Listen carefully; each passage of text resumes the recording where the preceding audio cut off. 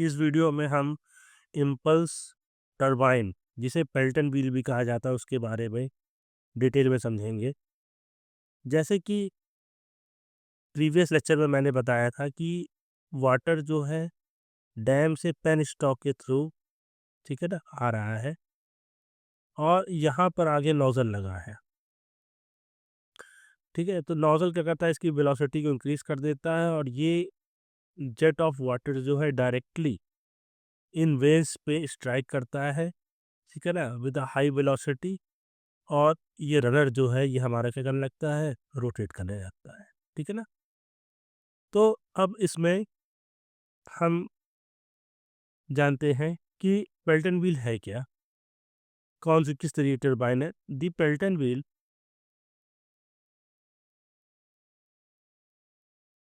दी Pelton wheel, ठीक है ना, इज अ टेंजेंशियल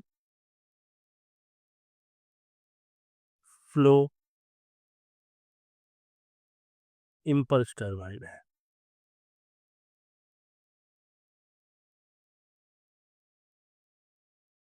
ठीक है ना। पेल्टन व्हील एक टेंजेंशियल फ्लो इम्पल्स टरबाइन है। इसमें इसकी कंस्ट्रक्शन के बारे में जानते हैं।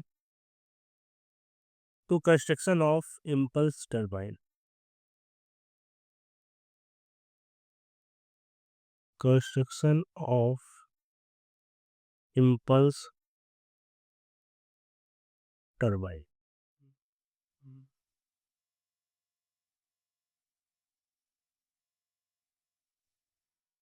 देखिए, इम्पल्स टरबाइन के चार मेन पार्ट हैं। ठीक है ना। पहला है, first one is nozzle, nozzle and flow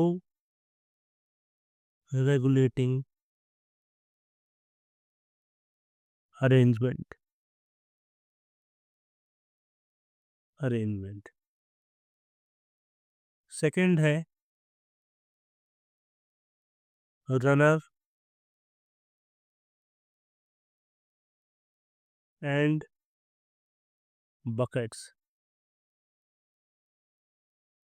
ठीक है ना। इन्हीं बकेट्स को वेन्स कहते हैं। ठीक है ना। थर्ड है केसिंग और फोर्थ है ब्रेकिंग जेट, फोर्थ है ब्रेकिंग जेट। ठीक है। अब इनके बारे में समझते हैं पहले की। अब देखिए, नोजल का वर्क क्या है पहले समझ लेते हैं। नोजल का मैंने बताया था, नोजल का वर्क क्या है। नोजल एक भाई पेन स्ट्रोक से वाटर आ रहा है, इसकी वेलोसिटी हाई है। नोजल क्या है, मैंने बताया था, एक रिड्यूसिंग एरिया, ठीक है ना, जिसका एरिया रिड्यूस होता है, उस तरीके की पाइप है। ठीक है ना। अब अगर एरिया रिड्यूस हो रहा होगा तो ये वेलोसिटी क्या हो जाएगी, और इंक्रीज कर जाएगी। तो यहाँ पर इसके आउटलेट पर, नोजल के, ये नोजल है, नोजल के आउटलेट पर एक वेरी हाई वेलोसिटी हमें मिलती है। नोजल यूज करे जाते हैं वेलोसिटीज को इंक्रीज करने के लिए। ठीक है ना, नोजल। ठीक है। दूसरा है इसमें फ्लो रेगुलेटिंग अरेंजमेंट। देखिए, फ्लो रेगुलेटिंग अरेंजमेंट के लिए यहाँ पर आप फिगर में देखेंगे ये स्फीयर लगा हुआ है।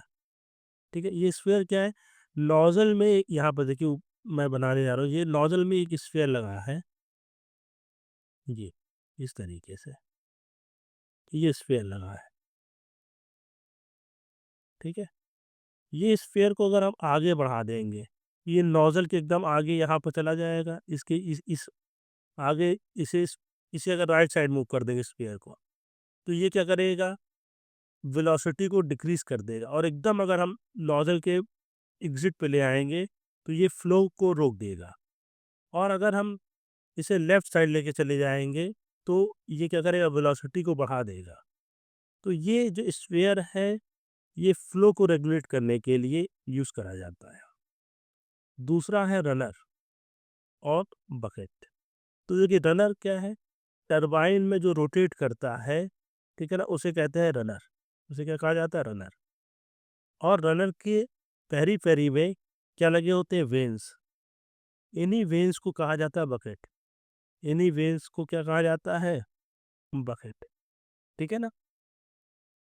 फिर ये केसिंग, ये केसिंग जो ये बाहर है, ये इस तरीके से, ये केसिंग जो है ये वॉल से बनी हो सकती है, वॉल हो सकती है, ठीक है ना, मेटल्स की बनी हो सकती है।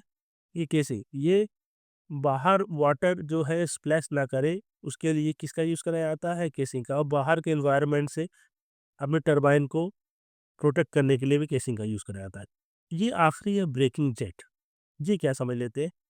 हमने अपने स्फीयर को एकदम आगे यहाँ नोजल पे ले आए, ये ब्रेकिंग जेट बन मतलब इसे हमें रोकना है। आप देखिए ब्रेकिंग जहाँ पे स्फीयर को एकदम आगे ले आए तो ये क्या हो जाएगा? यहाँ से फ्लो ऑफ वाटर बंद हो जाएगा, फ्लो ऑफ वाटर नहीं हो रहा है। अब क्या है कि एक ये, लेकिन क्योंकि रनर में बहुत हाई काइनेटिक एनर्जी है तो ये क्या है, बहुत देर तक रोटेट करेगा रनर। अब हमें अपने टरबाइन को क्या करना है? रोकना है जल्दी। तो हम क्या करते हैं, एक अपोजिट डायरेक्शन में छोटी सी एक ब्रेकिंग जेट यहाँ से फ्लो करवाते हैं, ठीक है ना, इस तरीके से। अब ये टरबाइन रोटेट कर रहा है मान लीजिए क्लॉकवाइज, और ये ब्रेकिंग जेट अब धीरे धीरे इसमें स्ट्राइक करेगी, तो ये क्या करेगी? इस रनर की स्पीड को स्लो डाउन कर देगी और रनर क्या है, बहुत जल्दी क्या हो जाएगा? स्टॉप हो जाएगा। तो ये 4 अरेंजमेंट हैं, इनके बारे में पढ़ लेते हैं। पहला है nozzle and flowing regulating arrangement. The amount of water, जो अमाउंट ऑफ वाटर है striking the bucket of the runner is controlled by providing a sphere in the nozzle as shown in figure। जैसा कि figure में दिखाया गया है कि एक भाई जो नोजल है वो वेलोसिटी को इंक्रीज करने के लिए यूज करा जा रहा है। स्फीयर जो है वो जितना वाटर रनर पे स्ट्राइक करेगा उसे कंट्रोल करता है। अगर हम स्फीयर को पुश कर देंगे forward in the nozzle, the amount of water, जितना amount of water striking the runner क्या हो जाएगा? कम हो जाएगा, रिड्यूस कर जाएगा। ऑन अदर हैंड, उसके दूसरी तरफ अगर हम स्फीयर को पुश बैक कर लेंगे लेफ्ट साइड में, तो दो अमाउंट ऑफ वाटर, जो अमाउंट ऑफ वाटर स्ट्राइक करा रनर तो क्या कर जाएगा? इंक्रीज कर जाएगा। ठीक है। उसके बाद सेकंड आता है, जैसा कि बताया मैंने, रनर और बकेट्स। तो रनर क्या है? एक रनर जो है एक सर्कुलर डिस्क है। रनर क्या है? Circular disc. उसकी पहली पेरी पर नंबर ऑफ क्या लगे होंगे? बकेट्स। और जो ये बकेट्स लगे होंगे वो फिक्स होंगे सर्कुलर डिस्क पर बराबर दूरी पर। ठीक है। Third one is casing. The function of casing is to prevent the splashing of water and to discharge the water to tail base. ठीक है ना, जो वाटर स्ट्राइक करने के बाद नीचे गिर रहा है तो उसे टेल रेस पर पहुंचाने का काम केसिंग करता है। ब्रेकिंग जेट, जैसा मैंने बताया, ब्रेकिंग जेट का काम क्या है? देखो, when the nozzle is completely close. अब हमने नोजल को क्या कर दिया है? कंप्लीटली क्लोज कर दिया है। इसे समझिए, नोजल को हमने क्या कर दिया? Completely, by moving the sphere, sphere को मूव करके फॉरवर्ड डायरेक्शन में। ठीक है ना, आगे की तरफ स्फीयर को मूव कर दिया और हमने नोजल को क्या कर दिया? कंप्लीटली क्लोज कर दिया। अब देखो क्या है, the amount of water striking the runner is 0। अब इसमें जो वाटर स्ट्राइक कर रहा था वो 0 हो जाएगा। लेकिन अब हमें करना क्या है? हमें रनर को स्टॉप करना है शॉर्ट टाइम में, कम समय में।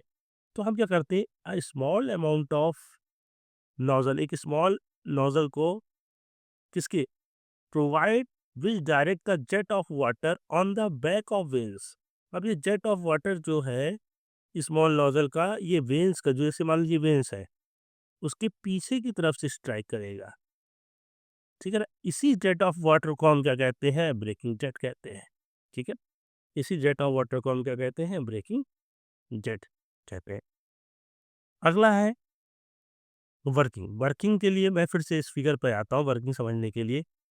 देखिए, वर्किंग समझना है आपको, ऐसे समझते हैं वर्किंग को। ठीक है। वर्किंग के लिए देखिए, इस पेन स्टॉक से वाटर आ रहा है डैम से, ठीक है, और यहाँ पर इस नोजल से उसकी वेलोसिटी को और इंक्रीज कर दिया, ठीक है। तो अब ये हाई अमाउंट ऑफ यहाँ पर क्या अवेलेबल है, काइनेटिक एनर्जी। ये डायरेक्टली किस पे स्ट्राइक कर रही है, वेन्स या बकेट्स को स्ट्राइक कर रही है। और ये जो रनर है ये क्या करने लग रहा है, रोटेट करने लग रहा है बहुत तेजी से, ठीक है। तो यही है। तो यहाँ पर जो अवेलेबल, भाई यहाँ पर जो कौन सी हाइड्रोलिक एनर्जी थी उसे हम किस में चेंज कर रहे हैं, काइनेटिक एनर्जी में। उससे हम रनर को क्या करना है, रोटेट। अब ये रनर की जो शाफ्ट है वो जनरेटर से कनेक्ट होगी, और ये काइनेटिक एनर्जी जो है वो किस में चेंज हो जाएगी, इलेक्ट्रिकल एनर्जी में चेंज हो जाएगी। तो वही है, देखिए यहाँ पर वर्किंग में the water stored at high head का मतलब है बहुत ऊंचाई पर, डैम में, ठीक है ना, वाटर को स्टोर कर रखा है हमने। Coming from through the penstock, से हम पेनस्टॉक से लेकर आते हैं, और ये कहाँ तक रीच करता है, नोजल तक रीच करता है पेल्टन व्हील के। अब नोजल क्या करता है, नोजल इंक्रीजेस दी काइनेटिक एनर्जी, क्योंकि नोजल वेलोसिटी बढ़ाता है तो काइनेटिक एनर्जी बढ़ेगी, and directs the water in the form of jet. अब नोजल से जब वाटर बाहर निकलेगा तो वो किस फॉर्म में निकल रहा है, इट इज किस फॉर्म में निकल रहा है, जेट के फॉर्म में, जेट ऑफ वाटर, ठीक है।